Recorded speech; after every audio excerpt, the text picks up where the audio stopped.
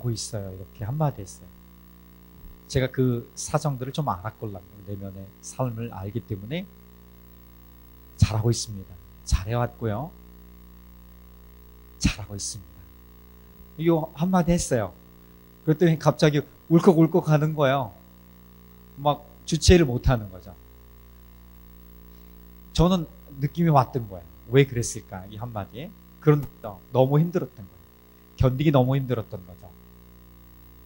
견디기 힘들어서 너무 힘들었는데 씩씩해야만 하는 상황 있잖아요.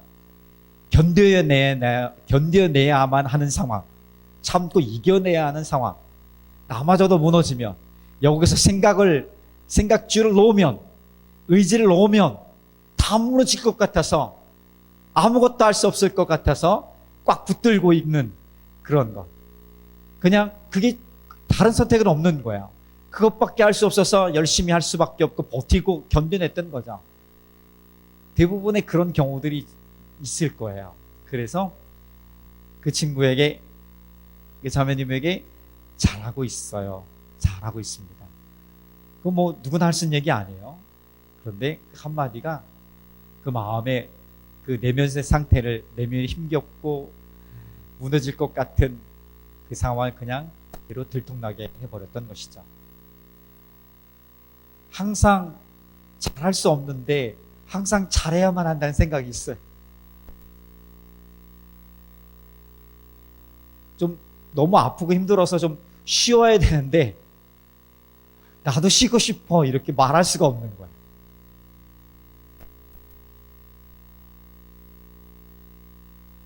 나름대로 열심히 최선을 다해 살았는데 결과가 없어가지고 속상하고 절망스러운데 괜찮아, 또 다시 한번 하는데, 다시 한번 해보는데 의연한 척을 너무 많이 했는데 또 다시 의연한 척하는, 그렇게 살아가는 모습이 있어요. 그런 상황들이 각각의 삶 속에서 있다는 거예요. 주님 너무 속상한 거야. 주님 때문에 왜 나를 이렇게 내버려둘까 하는 그런 원망과 분노가 있음에도 불구하고, 그래도 하나님은 신실하시다는 그 믿음 때문에, 하나님은 한 번도 나를 실망시키지 않을 것이라는 그 믿음 때문에, 그 약속의 말씀 때문에 또 이렇게 굳건하게 괜찮은 척하면서 또 주님을 믿는 믿음이 또 가득한 것처럼 이렇게 흉내내가는 우리 인생의 모습들이 있다는 거예요. 저와 여러분이나 우리가 살아가는 여정들이 엄청나게 다르지 않은 이상 아마도 비슷하지 않을까 생각합니다. 좀 다른 것이 있다면 이런 경험을 통해서 하나님께 더 가까이 간 사람이 있고, 이것들을 통해서 좀 더 하나님을 향한 넉넉한 마음, 그러니까 속사람까지도 평화하고 속사람까지도 안정감을 갖는 그런 넉넉한 사람으로 변화되어 가고 있느냐, 아니면 그 상황 속에서 지쳐서 넘어져 있느냐, 그 모습이 좀 다르겠죠. 그럼에도 불구하고 하나님이 먼저 간 친구나 허덕이는 친구나 좀 늦게 가는 친구나 하나님의 손길이 못 미치지 않은 곳은 아무도 없습니다. 하나님이 다 못 미치는 곳까지도, 우리의 생각이 짧은 곳까지도 다 손을 대시고 함께 하신다는 사실입니다. 그래서 우리는 안전한 거예요.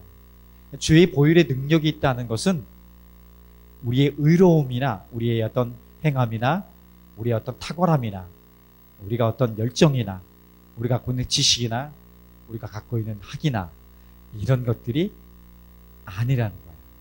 이런 것들로 인해서 우리가 보호받는 것이 아니라 그냥 주님이 나를 잡으시기로 결정하셨고, 내가 너를 선택했고, 내가 너를 끝까지 보호할 것이고, 내 끝까지 너를 지킬 것이라는 그 하나님의 어떤 선택이고 의지에 있는 거예요.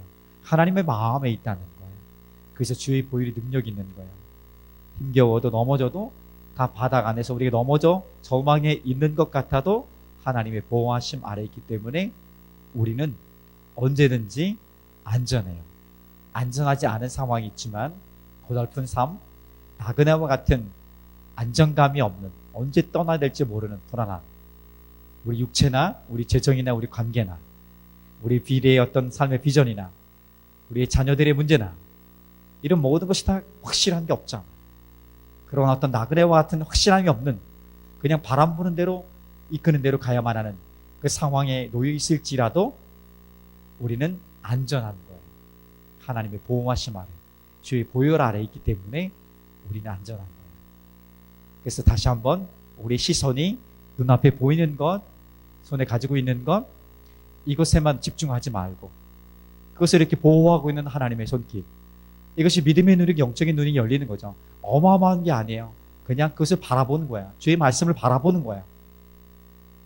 그리고 그 말씀을 바라보고 내 그 말씀 안으로 쑥 들어가는 거야. 그럼 그 말씀이 나를 안전케 해. 그 말씀이 나를 다시 한번 단단하게, 잃었던 마음들, 분노들 다 한번 싹 정리하세요. 정리하시고 장마가 막 오면 하늘이 깨끗해지지 않습니까? 우리 내면에 그렇게 다시 한번 하나님의 말씀으로, 하나님의 은혜의 담비로 이렇게 빈들의 마른 풀같이 실은 나의 마음에 은혜의 담비가 풍성하게 내려놨더니 맑아지는 거예요. 맑음이에요. 그 맑음을 좀 가끔 봐야 되지 않겠어요? 그래야지 살아갈 수 있지 않겠어요? 맑음 없는 매일같이 그 어려운 삶을 살면 어렵잖아. 열대성 그런 어떤 기후에 가면 비가 있습니다. 우기철이 한 수개월 동안 비만 와요. 여러분, 그 비가 이렇게 오는 정도가 아니에요. 그냥 이렇게 양동이 이렇게 붓는 거예요. 그렇게 와요. 눈앞이 안 보이는 거야. 그렇게 며칠을 사는 것도 어려운데 한 달을 살아보세요. 아마 제가 먹을 때 그 우울함들은 어마어마할 거예요. 견뎌낸다는 게 어려웠겠죠. 그러다 햇빛이 나면 너무 좋은 거예요. 행복한 거예요. 햇빛이 얼마나 좋은지 알겠죠. 우리는 그런 경험 별로 없지만 다시 한번 그 햇빛을, 그 가치를, 하나님이 내 마음을 다시 한번 다스려주는 평화와 기쁨들 누릴 수 있는 그런 은혜의 어떤 가치들을, 은혜의 행복들을 다시 한번 잡고 누려보기를 주님의 이름으로 축복합니다. 다음 주에 또 비 오나요? 이번 주에 또 비 오나요? 햇빛이 비춰질 줄 믿습니다. 우리 내면에 주의 영광의 빛이 비춰지길 원하고요. 그래서 우리가 이렇게 어려울 때 주님이 우리를 찾아오시고 누군가 우리를 통해서 말씀해 주세요. 누군가 우리 사람을 통해서 보내세요. 하나님 직접 말씀하실 때도 있지만, 묵상하다 깨달을 때도 있지만, 누군가를 통해서 보내주십니다. 잘하고 있습니다. 괜찮습니다. 잠시 멈춰 쉬어도 괜찮습니다. 이렇게. 당신은 특별한 존재고요. 당신은 소중한 사람입니다. 내가 너를 사랑합니다. 이렇게. 누구에게요? 맨날 우리에게 스트레스 주는 사람이 누굽니까? 우리를 괴롭히는 사람이 누굽니까? 저 북한 사람이 우리에게 직접적인 스트레스를 줘요? 굉장히 위협하고 어렵게 해도 화가 나더라도 엄청난 스트레스를 받진 않아요. 물론 그 부분에 대해 스트레스 받을 수 있지만 가장 우리를 힘들게 하는 것은 가장 가까이 있는 그 누군가들이에요. 함께하며 함께 같이 있는 사람. 늘 그 부분들이죠. 자, 그네들에게 뭔가를 해야 돼요. 빛이 비칠 수 있도록 내가 그 빛의 도구로 다시 한번 서보는 거예요. 자, 그러면 내 영혼에도 하나님이 나를 통해서 빛을 비춰주시는 그 통로로 사용하시는데 나는 얼마나 빛으로 가득하겠습니까? 나를 통해서 빛이 흘러가는데, 하나님의 얼굴빛이 나를 통해서 흘러가는데, 그 시편의 고백이에요. 하나님 얼굴빛이 내게 비춰서 누군가를 향해 흘러가는데 나는 얼마나 영광스럽고 얼마나 평화하겠습니까? 그 삶이 우리 가운데 누렸으면 좋겠고, 이것이 바로 예수님이 사람을 회복해 나가고 사람을 살리고 세워가고 사용하시는 방법입니다. 오늘 그 예수님이 사람을 세우시는 그 방법들을 다시 한번 이 말씀 통해서 우리가 되새겨 볼 거예요. 처음에는 항상 잘해야 된다고 생각하지만 젊을 때는 그래요. 지면 안 되겠다.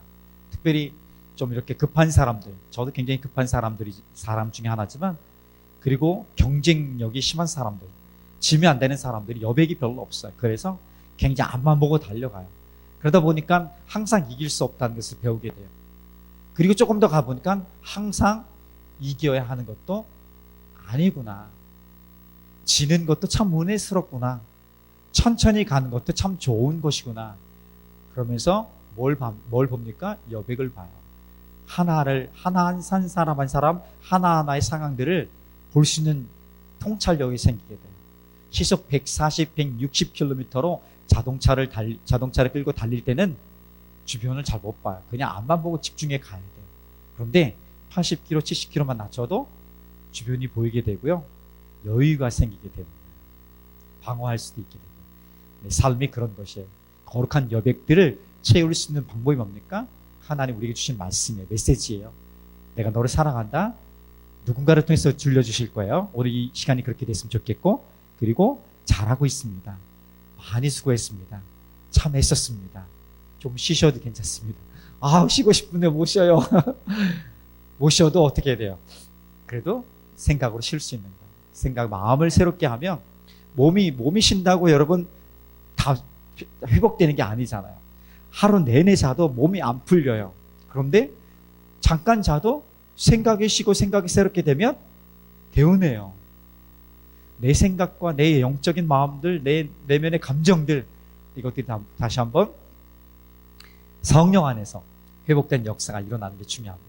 이것이 바로 하나님이 사람을 세워나가는 거고, 우리 삶에 그 여백들을 많이 만들어 갈수록 그 여백을 가지고 누군가를 섬길 수 있는, 하나님께 쓰임 받을 수 있는, 내 가장 가까운 이들로부터 그리고 좀 더 멀리까지도 영향력을 미칠 수 있는 선한 삶이 우리 가운데 나올 수 있다는 것이죠. 자, 이것이 우리 전사님이 말한 어떤 그리스도의 향기가 나타나는 냄새 하면 좀 부정적인 의미에서니까 향기가 나냐? 향기가 나는 구체적인 삶의 증거들이 될 줄 믿습니다. 나 향기는커녕 냄새만 나. 회개하고 가슴을 치면서 주님을 보게 하소서, 이렇게 하면 되지 않을까 생각해 봅니다. 그래서 오늘 주님은 우리에게 여전히 말씀하십니다. 애썼어? 잘하고 있어. 잘 어울려. 괜찮아. 이렇게 하시는 메시지를 듣고 다시 한번 우리 마음과 우리 삶을 세워갔으면 좋겠습니다. 주님의 이름으로 축복합니다. 그래서 첫 번째로 주님이 우리에게 말씀하시는 것은 사람들이 나를 어떻게 바라보니, 사람들이 나를 바라보는 것은 어떠니, 사람들이 나를 어떻게 생각하니, 이 질문을 먼저 던집니다. 예수님께서는 가이사랴 빌립보, 이 빌립보라는 지역이 좀 약간 반석들이 많습니다. 그래서 아마 이 부분에 와서 예수님이 한 2년 정도 이상 동안 제자들과 함께 했기 때문에 이젠 중요한 시점이 된 거예요. 있으면 예수님이 십자가의 죽음의 길을 가야 되는데, 오늘 이 고백, 이 사건 이후에 처음으로 예수님이 자신이 가야 할 길을 구체적으로 이제 선포하시는 거예요. 그게 뭐냐면, 사람들은 나를 누구라고 생각하니, 나를 무엇이라고, 누구라고 보느냐, 이 질문 하나랑, 자, 그러면 너희들은, 제자들이죠. 오늘 우리들에게도 너희들은 나를 누구라고 보느냐, 나를 누구라고 생각하니? 묻는 거야. 이 두 가지 질문들에 대해서 오늘 정확히 발견하고, 내가 정말 내 개인적인 고백으로 예수님은 나에게 이런 분입니다, 고백한다면 놀라운 일들이 분명히 일어날 것입니다. 하나님이 세우시는 일들이 일어날 거예요. 그래서 예수님 첫 번째 제자들에게 묻습니다.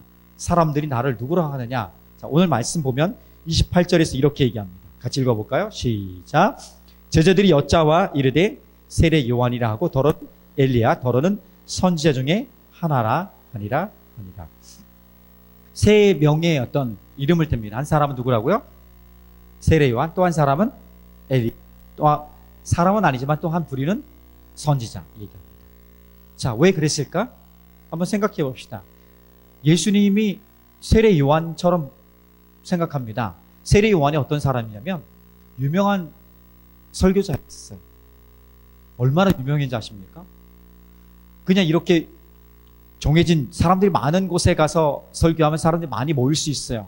그런데 빈들에 가는 거야. 아무도 없는 황량한, 그냥 흙만 있는 작은 바위와 산만 있는 그런 먹을 것이 없는 그런 빈들, 광야와 같은 곳에 가서 예수님이 세례 요한이 가세요. 그 속에 가서 설교하세요. 그런데 수천 명이 그곳으로 몰려오는 거예요. 야, 얼마나 듣고 싶었으면, 얼마나 인기가 있었으면, 얼마나 능력이 있었으면, 얼마나 말씀을 잘했으면 그렇게 왔을까? 예수님이 가는 곳마다 수많은 사람들이, 무리들이 따랐던 거예요. 그래 보니까 예수님이 마치 세례 요한과 같습니다. 오늘날도 비슷하지 않습니까? 유명하잖아요, 예수님이요. 예수님 좋은 분이잖아요. 좋은 리더잖아요. 좋은 분, 좋은 말씀하시는 분, 우리에게 유익한 말씀하시는 분, 내가 그분에게 가면 어떤 나에게 위로가 될 수 있는 말씀해 주시는 분, 그러면서 쫓아나가지 않아요? 오늘도 비슷해요. 예수님을 그렇게 보는 무리들이 많아요. 오늘 우리도 그런지도 모르겠습니다. 또 두 번째 인물은 엘리야입니다. 엘리야는 구약시대의 인물이지 않습니까? 엘리야는 기도했더니 하늘에서 비가 내려요. 3년 6개월 동안 오지 않았는데 기도했더니 비가 오는 거예요. 가뭄이 해결되는 거야. 능력자 아닙니까? 능력자? 그런데 불도, 물론 그 전에 불도 내렸어요. 불도요. 하늘에서 불이 내렸어요. 기도하니까 불 내리고 비가 내려요. 능력자 아닙니까? 예수님도 봐요. 예수님 가는 곳마다 사람을 살려요. 눈먼 자들 눈을 뜨고요. 그리고 5,000명을, 아무것도 없는 것 중에서 5,000명을 먹이고요.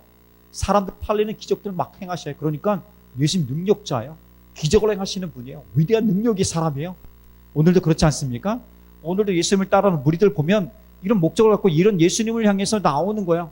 내게 좀 불편한 거, 내게 부족한 거, 내 연약한 것, 이것을 좀 고쳐주시고 채워주시고 내 소원을, 내 만족을 해결해 주십시오. 이런 어떤 문제 해결자로서 예수님을 향해서 간절히 나가는 모습들이 오늘도 많다는 거야. 또 한 부류가 있죠. 마지막 나오는 한 부류가 뭡니까? 선지자입니다. 선지자는 그 당시 사람들이 알고 있었던 분명한 공통적인 특징은 뭐냐면 특별한 사람이에요. 어떤 특별한 사람이냐면 이 선지자인 사람은 하나님이 특별히 보내신 사람이라는 거예요. 하나님이 택해서 우리 가운데 특별하게 보내신 사람이에요. 특별한 사람. 아주 특별한 사람이라는 거예요. 다른 말로 하면 그는 특별하지만 나는 특별하지 않다는 거야. 선지자는 특별하지만 나는 별 볼 일 없다는 거예요. 선지자지만 나와는 관계없는 분이라는 거예요. 그러니까 세례 요한같이 탁월한 설교자였고 유명한 분이었어요. 예수님. 그리고 엘리야처럼 능력 있는 능력자였었어요.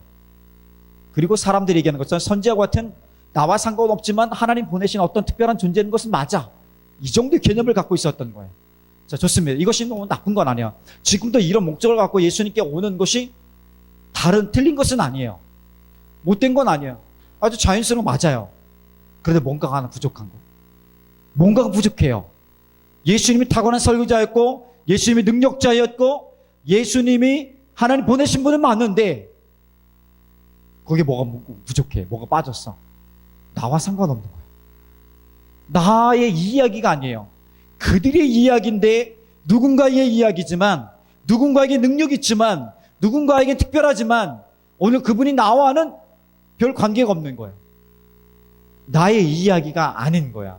그들의 이야기고 다른 사람의 이야기지 그 이야기는 나의 이야기가 아닌 거예요. 이것이 빠져버린 거예요. 그래서 예수님 두 번째 질문하시는 것입니다. 자, 그래. 그러면 너희들은 제자들은 한 사람씩 한 물어봤을 것 같아요. 나를 누구라고 보느냐? 너희들에게 나는 누구냐? 나는 너희들에게 어떤 존재냐? 너희들에게서 나는 어떤 사람이냐? 이렇게 물으신 것입니다. 아주 매우 중요한 질문이죠. 그리고 좋은 질문이에요. 이 질문의 오늘 설교의 마지막 부분에 여러분들이 기도할 때 이 대답을 갖고 다시 한번 부르시며 기도할 필요가 있습니다. 좋은 질문은 오늘 내가 갖고 있는 나를 진단해요. 내 내면의 내 생각과 내 삶을 진단할 수 있게 해요. 오늘 이 질문과 같이. 그리고 진단하다 보니까 문제가 뭐구나, 아픈 것이 무엇이구나 정확히 스스로 진단할 수 있게 해요. 그 진단에 답을 어떻게 찾아갈 수 있지? 이걸 어떻게 문제를 해결할 수 있을까? 이 답을 스스로 찾아갈 수 있게 하는 거예요. 예수님 바로 질문. 너희들은 나를 누구라고 하느냐? 사람들이 이렇게 얘기하고 있는데 그래 좋아. 그렇게 얘기해. 그럼 너희들은 나를 누구라고 하느냐? 그때부터 고민이 많이 됐을 거야. 그리고 자기를 돌아봤을 거야. 지난 2년 이상 동안에 예수님 같은 삶을 다시 한번 돌아봤을 거야. 그리고 지금 내가 무엇이라고 고백하고 무엇을 이야기하는지 생각하게 되고 베드로가 대표로 고백했던 것입니다. 자, 반대로 우리의 좋은 질문보다는 선하지 않은 질문들이 있어요. 이런 것들이죠. 한 번쯤은 들어봤을 것이고 한 번쯤은 물어봤을 거예요. 아빠가 좋아? 엄마가 좋아? 엄마가 좋아? 아빠가 좋아? 이런 질문한 당사자는 재밌죠. 재밌으려고 하지만 그리고 질문을 받는 당사자 입장에서는 어때요? 굉장히 곤란한 거예요. 누구를 선택해버리면 분명히 어려울 수 있기 때문에 곤란한 질문이지. 이건 선한 질문이 아니에요. 어떤 것을 선택해도 선하지 않고요. 어떤 것을 선택해도 만족할 수 없고 어떤 것을 선택해도 최선의 것이 될 수 없어요. 자, 이것은 좀 익숙한 것이지만 조금 더 하나님과 관계에서 한번 질문을 이렇게 만들어 볼게요. 어떤 사람이 사랑하는 사람에게 얘기합니다. 자기야, 하나님이 좋아? 내가 좋아? 자, 진지하게 질문해 볼게요. 자기야, 하나님이 좋아? 내가 좋아? 남편이 좋아? 혹은 아내가 좋아? 하나님이 좋아? 아니면 내가 지금 사랑하는 누군가 있어, 정말. 마음이 절절해. 내가 좋아? 하나님이 좋아? 이 질문도 역시 선하지 않은 거예요. 믿음이 좋은 사람은 어떤 사람이에요? 당연히 이렇게 얘기할 거예요. 하나님이 좋지, 그것은 하나님 왜곡시키는 질문이고요. 왜곡된 질문이기 때문에 질문에 대한 답도 하나님을 왜곡할 수밖에 없는 거예요. 여러분, 하나님은 누구와 비교할 대상입니까? 비교 대상이 아니에요. 그럼에도 불구하고 하나님과 누군가를 비교해서 누구를 더 사랑하느냐, 이 질문 자체가 참으로 어리석은 것이고 하나님을 왜곡시키는 거예요. 하나님 마음을 왜곡시켜버리는 거예요. 우리는 그런 실수를 종종 하고 있는 거예요. 하나님의 마음 뭐예요? 서로 사랑하는 거예요. 사랑하는 사람을 최고로 사랑하는 거예요. 사랑하고 아끼는 사람에게 헌신하는 거예요. 정말 사랑하는 사람에게 최선을 다하는 거예요. 거기에 하나님보다 이게 왜 나와요? 그렇지 않죠. 서로 사랑하는 것이 하나님의 마음이고 하나님 우리를 향한 선하신 뜻이에요. 그러면 나는 내가 사랑하는 그 누군가를 사랑함으로 하나님을 사랑할 수 있는 거예요. 하나님을 사랑한다는 것은 내가 사랑하는 사람 그 누군가를 더 사랑하는 거예요. 쉽지요. 그러니까 하나님을 사랑하는 방법이 어려워요. 어떻게 보면 굉장히 쉬운데 어려워요. 익숙하지 않기 때문에. 하나님을 최고로 잘 섬길 수 있는 방법이 뭔지 아세요? 사람을 최고로 잘 섬기면 되는 거예요. 오늘 내 옆에 있는 누군가를요, 도와야 될 누군가뿐 아니라 사랑하고 채워줘야 될 누군가를 사랑하고 섬기는 것. 이것이 바로 하나님을 섬기는 것이고 하나님을 사랑하는 것이다. 이것이 바로 우리를 향한 하나님의 마음이에요. 그렇기 때문에 자기야, 내가 좋아? 하나님이 더 좋아? 이 자체가 어긋난 것이고 왜곡된 질문이라는 걸 꼭 기억할 필요가 있습니다. 그러나 우리 주님은 우리에게 말씀하시죠. 이렇게 질문하십니다. 사람들은 나를 이렇게 보고 있는데 좋아, 좋다. 그러면 너는 나를 누구라고 생각하느냐? 이것이 바로 우리들이 묻는 오늘 두 번째 메시지입니다. 그러면 너는 나를 누구라고 생각하느냐? 이걸 다른 말로 표현하면 너에게 있어서 나는 어떤 존재니? 나는 너에게 어떤 존재야? 묻는 거예요. 나는 너에게 있어서 어떤 필요가 있니? 어떤 존재니? 왜 내가 너와 함께 해야 되니? 그 질문에 대한 답을 오늘 베드로가 하고 있는 것입니다. 이것은 굉장히 중요한 것이고 우리 인생의, 우리 기독교 신앙의 가장 중요한 신앙 고백이 될 수 있는 것입니다. 자, 29절 한번 같이 읽어볼게요. 자, 시작. 또 물으시되 너희는 나를 누구라 하느냐? 베드로가 대답하되 이르되 주는 그리스도시니이다. 주는 그리스도다. 이렇게 얘기합니다. 물론 마태복음 16장 16절에서는 똑같은 본문이 나오는데 이 본문에서는 조금 더 붙이죠. 주는 그리스도시요 살아계신 하나님의 아들입니다. 이렇게 고백을 합니다. 다 표현되어, 이 그리스도 안에 다 포함되어 있습니다. 그리스도라고 베드로가 고백합니다.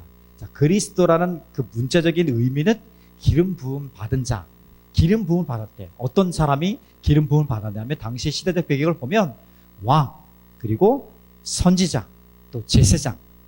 그래서 오늘 우리가 베드로전서 2장 9절을 보면 그 말씀에 나오는 것처럼 우리가 어떤 존재인지를 선포하고 있는 것처럼 이 세 가지를 다 포함하고 있는 거예요. 그런데 단지 어떤 기름 부음 받은 자다, 이것을 얘기하는 게 아니에요. 여기에는 정관사, 영어의 정관사 더가 있는 거예요. 그 그리스도. 어떤 그리스도? 우리를 죄에서 구원하실 그 기름 부음 받은 자. 한마디로 말해서 메시아, 우리말로 번역하면 구원자. 이것이 담긴 거예요. 그리스도는 기름 부음 받은 자라는 종류는 굉장히 많은 사람들이 있어요. 그런데 베드로가 고백한 그 그리스도입니다. 이것은 예수님은 구원자이십니다라고 고백하고 있는 거예요.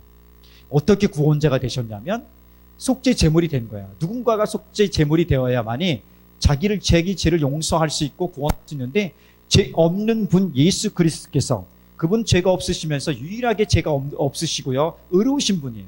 그분이 직접 속죄 제물이 되셔서 십자가 위에서 죽으신 거예요. 속죄 제물로 십자가 위에서 죽으심으로 말미암아 우리를 죄로부터 구원하신 거예요.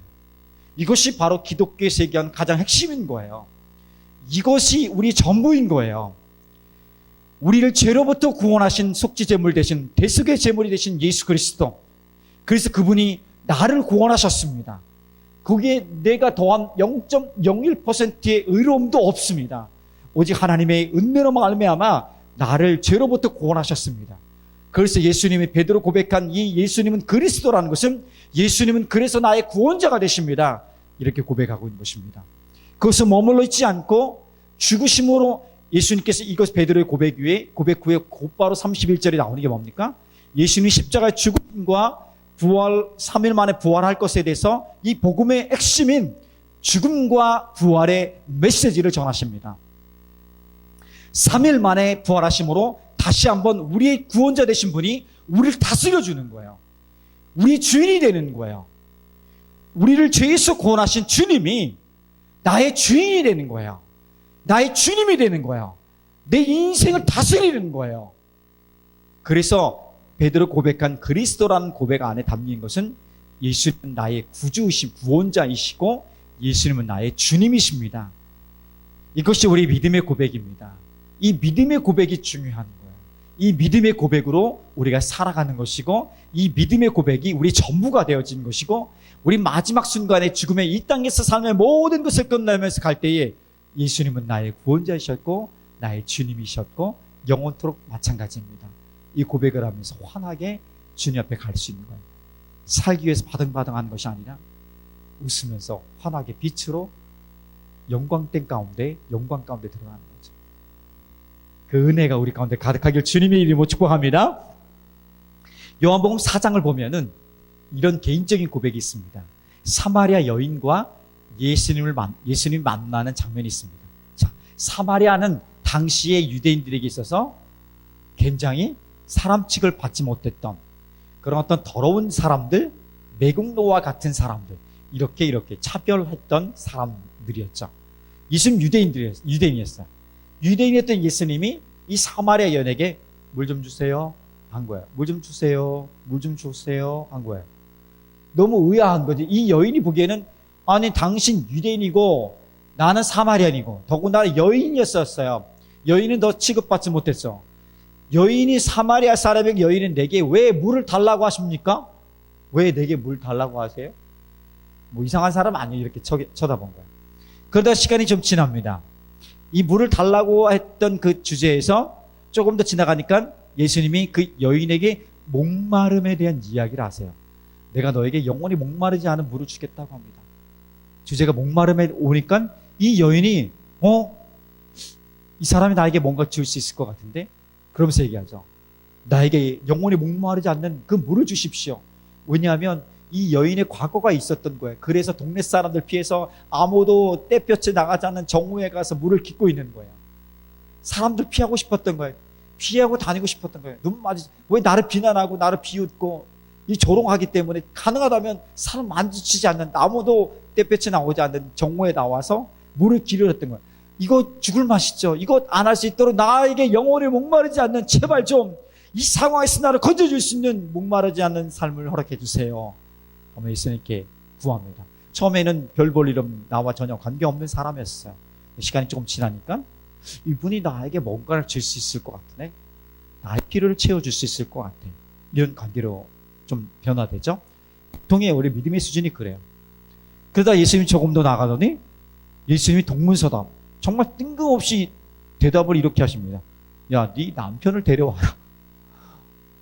물 달라 목마름에 얘기하다 갑자기 남편 데려오래요. 이 맥락이 없는 거예요. 맥락이. 그런데 이 여인은 알았던 거예요. 보통 사람들 보면 맥락이 없지만 이 여인은 왜 자신이 목마르고 그렇게 힘겨운 삶을 살아가고 있는지에 대해서 알았던 거예요. 왜냐하면 예수님 설명해 주시죠. 아, 그렇지. 너에게 있는 이전에 남편이 5 있었지. 지금 있는 남편도 너 남편이 아니니까 총 6명이네요. 여러분 그 당시에 생각해보면 지금도 마찬가지죠. 이런 정도면 비윤리적이고 이건 여인으로서 인정받을 수 있는 그런 상황이 아닌 것이죠. 이것을 그대로 드러내버린 것입니다. 그래서 예수님이 그 내면의 고통을 치유를 하십니다. 내면의 고통과 아픔들이 다 치유하시고 회복해 주십니다. 그랬더니 예수님을 만난 그 개인적으로 만난 그 여인이 어떻게 변화됐냐면 동네로 갑니다. 자기가 사는 동네 사람 만나기 싫어서 숨어 다니고 도망 다녔던 그 여인이 동네 사람을 소리칩니다. 와보세요. 와보라. 내가 만난 이 그리스도께 와보라 얘기합니다. 그녀의 신앙 고백이 뭐냐면 그리스도래요. 그리스도에게 와보라고 해요. 여기서 그리스도는 바로 베드로 고백했던 것과 마찬가지예요. 나를 구원하신 분이다. 나를 이 어둠에서 건져내신 구원자이시다. 와봐라. 그분이 나를 살리셨다. 여러분들 살릴 수 있다고 와보라고 선포할 수 있었던 거예요. 개인적으로 만나니까. 처음에는 아무런 관계가 없는 분이었지만 조금 지나니까 나에게 필요를 채워주시는 분. 조금 더 지나니까 그분 나의 구원자가 되시고 나의 주님이 되신 거예요. 이 만남. 그래서 여러분에게 다시 한번 질문합니다. 오늘 주님이 우리에게 말씀하세요. 야, 너에게 나는 어떤 존재니? 너에게 있어서 나는 누구니? 정말 구원자니? 주님이니? 이렇게 묻고 있는 거예요. 그런데 놀라운 것은요, 마태복음에 의하면 주는 그리스도의 살아계신 하나님의 아들이십니다라고 베드로 고백한 다음에 예수님이 곧바로 받아쳐서 말씀하신 것인데 이게 뭐냐면 네가 이거 고백한 것은 네 입술로 네 육신으로 네가 한 것이 아니라 하나님으로 말미암은 것이다. 성령이 고백하게 하신 것이다. 이야기합니다. 여기에 우리는 위대함이 있는 거예요. 우리가 고백하고 싶어도 잘하고 싶어도 안 되지만 하나님의 성령으로 말미암아 가능한 거예요. 성령이 내 안에 있으니까 주는 예수님은 나의 구원자가 되시고 나의 주님이십니다. 내 삶을 변화시켜 주시고 내 삶을 새롭게 하여 주셨소서. 이렇게 갈 수 있는 거예요. 주의 보혈의 능력이고 성령의 능력입니다.